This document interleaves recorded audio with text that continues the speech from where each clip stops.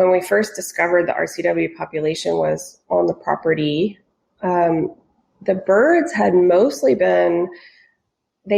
remained only on the open roads because that's where they could find open flyways and go about business as usual, because the mid-story and the density of the forest were so artificial from fire suppression and logging, et cetera, that they really weren't functioning well in the interior of the forest anymore. So they had found a way to sort of survive along the roadways.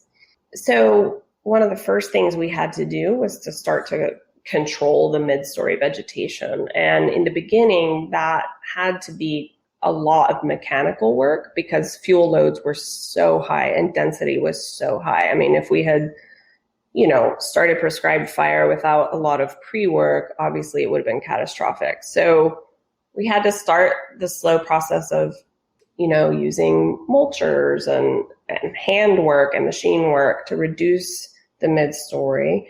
And we did do, and still occasionally, based on restoration needs, do select harvests with sort of the restoration goals in mind. So logging was a tool we use, and we still do when needed. Although we no longer do it for income reasons, we now only do it if the tool is required to achieve our conservation goals and our restoration goals. But at the time, we had to do some thinning, basically, some select harvesting. And in that process, we tried to really focus on rebalancing which species were where and looking at what would have historically been on any given parcel. What was the soil moisture like? What was the available light? All this stuff. And so trying to kind of select for example, shortleaf pine in the upland areas that would have been predominant before all of the changes from humans. And some loblolly would have been in the lower elevations of the pine forest, and rebalancing the oaks to be along the riparian corridors more predominantly, and removing loblolly from the creek sides, et cetera. So the thinning allowed us to hand select and remove things that were kind of working against the restoration goals.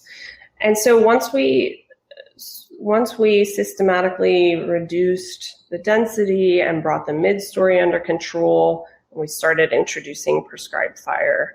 And of course, that is the most useful tool once you can start to use it, because it maintains those open conditions, but it also really stimulates the understory and the herbaceous health and the biodiversity of that understory. So grasses and forbs can return to the forest floor, which is really critical for insect health, which obviously is the food source of the red-cockaded woodpecker.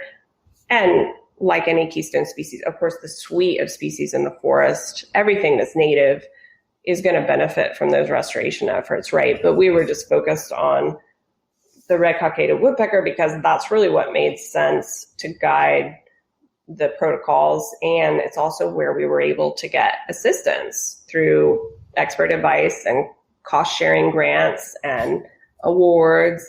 So even though the red-cockaded woodpecker was the focus, we were always considering the entire suite of native species.